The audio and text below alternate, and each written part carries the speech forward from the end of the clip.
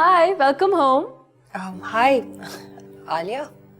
खाना बिल्कुल तैयार है और मैंने बनाया है, और साथ एक स्पेशल गेस्ट को भी इनवाइट किया है। Hello my friend. अरे अंकल।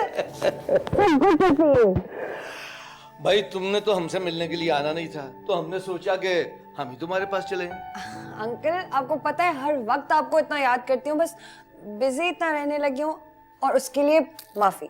चलो भाई, अब दोस्तों में तो ऐसी बातें होती रहती है, हम तुम्हें माफ चलो, कर फिर आए एक बैठे। मिनट एक मिनट, आप कैसी हैं मैडम?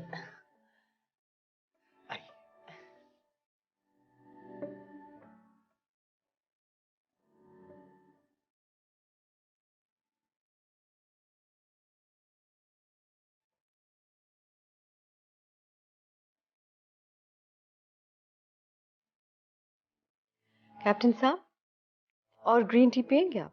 नहीं नहीं, बस एक कप काफी है। खाना आपने ठीक से खाया? जी जी बिल्कुल, खाने के मामले में मैं तकल्लुफ नहीं करता।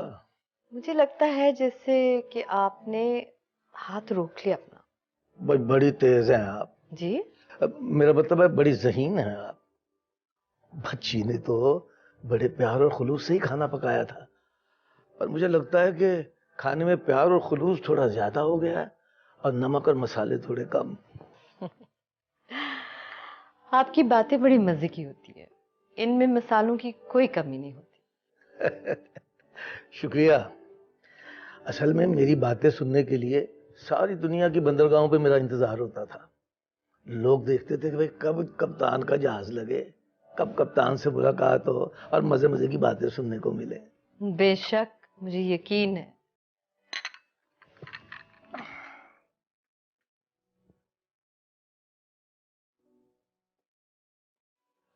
वैसे तो ये बच्ची बड़ी मिलनसार है।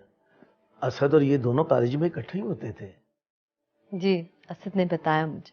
हाँ, अब आती रहती है यहाँ असद से मिलने के लिए। काफी पक्के दोस्त हैं दोनों। लग रहा है। और मेरा बेटा भी बड़ा खुश लग रहा है काफी अरसे के बाद। मैडम जी, मैं तो तरस ही गया हूं अपने बेटे की मुस्कुराहट को।